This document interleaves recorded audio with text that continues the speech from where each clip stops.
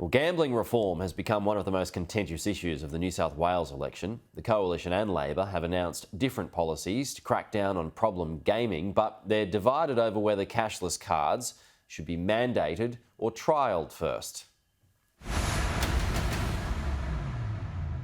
Jordan Bateman has spent most of his adult life addicted to gambling. I thought it was a social thing, doing it with mates, and turns out it's not.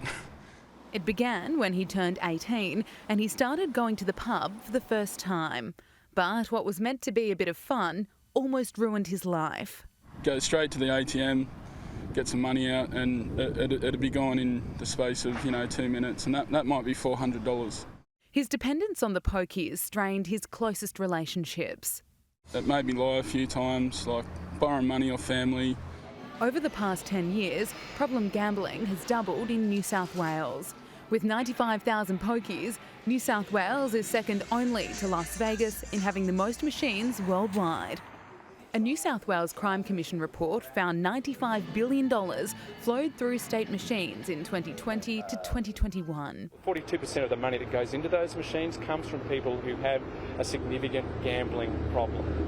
The 2022 report also found poker machines were used to clean dirty cash. Criminals were using them as a way of laundering billions of dollars in proceeds of crime each year.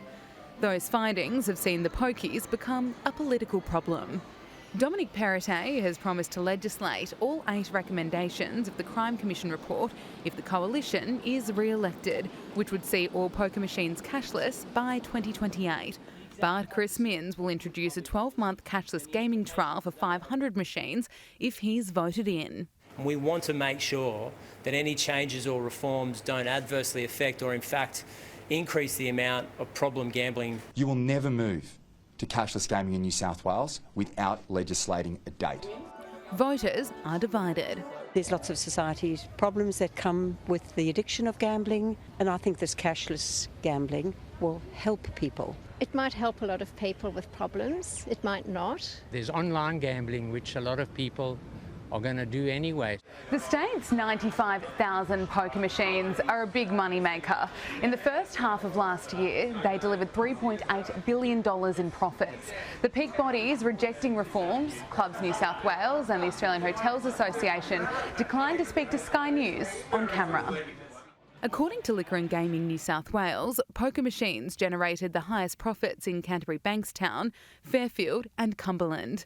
A lot of the money that's lost to poker machines is money that should be going to paying for kids' school uniforms, putting food on the table, paying rents and paying mortgages. Under the Premier's cashless gaming plan, small and medium-sized venues will be eligible for $50,000 grants to help them create new income streams amid the transition.